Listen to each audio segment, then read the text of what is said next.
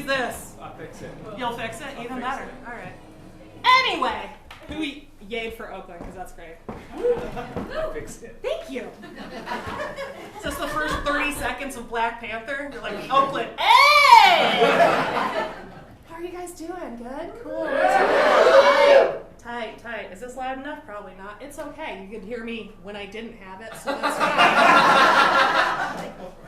I do mostly yelling off mic anyway. That's fine. I just feel comfortable with this thing on my chin, giving me diseases. Good. I've been feeling kind of weird lately because I recently had to quit smoking weed. Yeah, I'm sorry. I say that in Northern California, and there's always one guy that's like, what? I'm like, hey, you should chill out. You know what's really good for that? Weed. I didn't quit it because it doesn't work. I quit it because it was affecting my life in a negative way. I just got really sick of waking up every morning with 45 shitty pictures of the moon on my phone. Some of you have been there as well.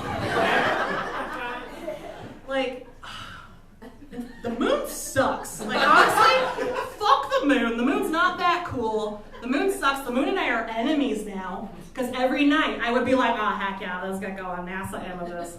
And then the next morning, the moon texts me, and this bitch is like, untag me, I look so full. I'm like, you shouldn't have waxed, it makes you look bigger. You ever get so high you get in a pun fight with the moon? I did. That's why I had to quit. Even more recently, I started smoking weed again. Scam. No, I quit because I wasn't good at it. And then I remembered a famous lie. Quitters never win. Winners never quit. I was like, yeah, I bet Steph Curry never quit anything his whole life. I'm going to become the Steph Curry of smoking weed. And now I'm whoever the worst player in Space Jam was of smoking weed. The Daffy Duck of smoking weed. I'm always like, no. I did discover some important information recently. I now know when I'm too high. You guys aren't impressed? Y'all figured it out in like 8th grade. I'm 32 years old. I figured this out recently. I know that I, Allison Mick, am too high when I need to rewind any nature documentary. You guys laugh, but what if I'm missing a super crucial plot point? I'll be watching it like, how did that Arctic fox even catch that cormorant? I better investigate.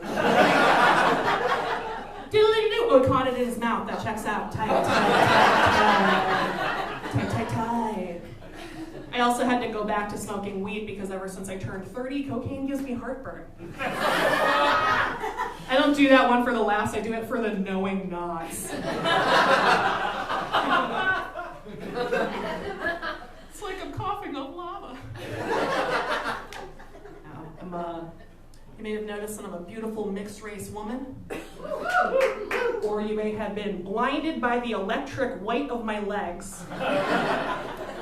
These are the legs of someone who is asked to speak to the manager of a cop.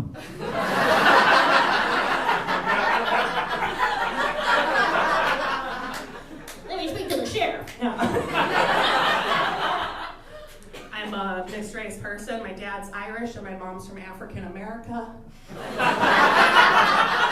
It's different, okay? It's a weird thing being mixed race. It's like being like if an Arnold Palmer was a person. The drink, not the golfer, he is a person. Was a person. He died in 2016. You know how I know that? Because I'm still half white. I know about golfers. I'm not talking about him. I'm talking about the refreshing summer beverage. Because you cannot judge an Arnold Palmer by tea standards or by lemonade standards. You just have to appreciate it for what it is.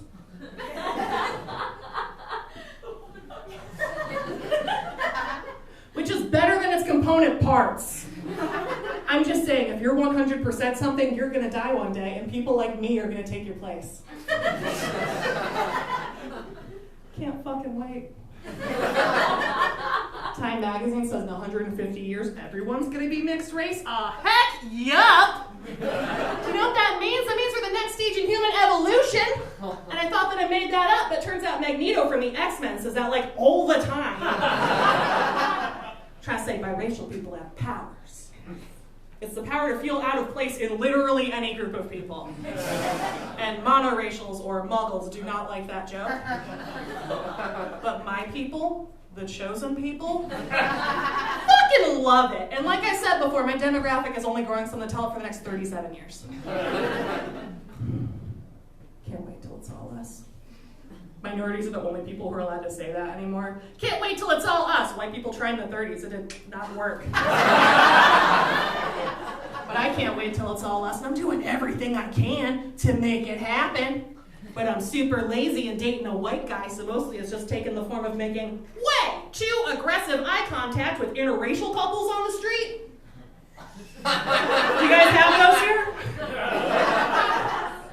I just want them to know they're doing the Lord's work. But if you walk down the street, I will pop out of a bush all crazy-eyed, just like, yeah, make more memes. And then she's like, honey, hold my hand. I'm like, yeah, hold her hand, then fuck her, make more memes. Pretty sweaty about it. Kind of like a mixed race supremacist.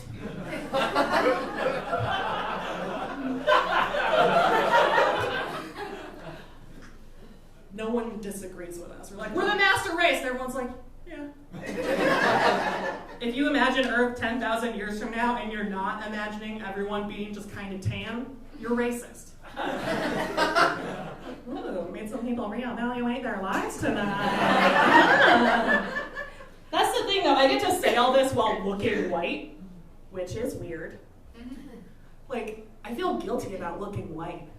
I hazed people in college, and I feel way less guilty about that than I do about looking white.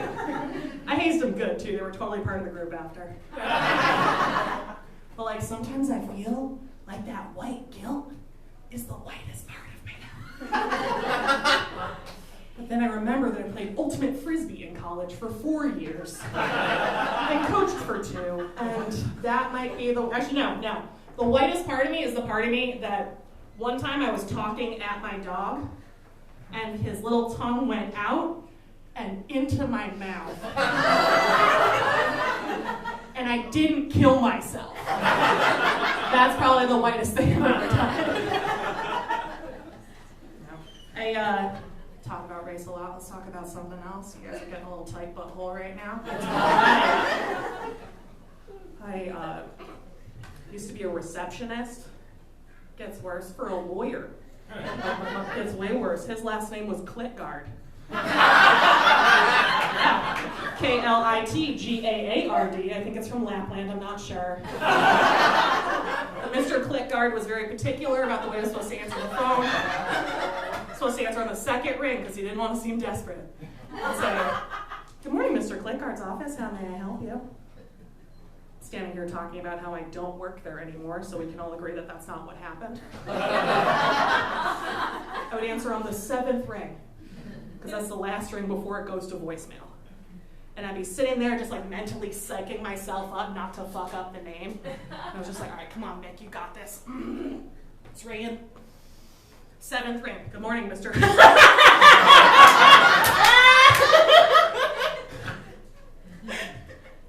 So I got fired. But the thing about a Klitgard, what is it? That's not a real word. I looked it up on Urban Dictionary. Not there. But what would it be? I have come up with several definitions because that is how jokes work.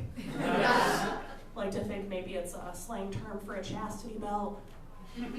Right guard deodorant for stinky clits.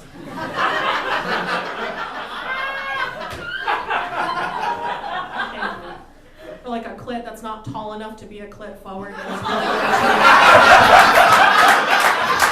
Thank you.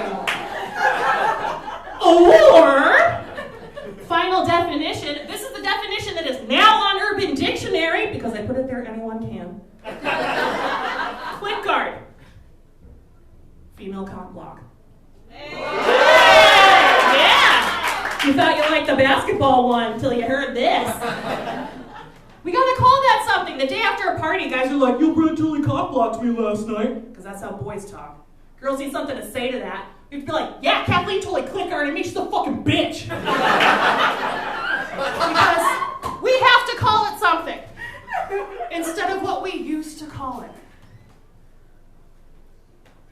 Which is being a good friend, you guys. Kathleen is such a good friend. She wouldn't let me go home with that guy I really wanted to go home with. She's such a good friend. False. Kathleen's a click guard. Get those people out of your life. They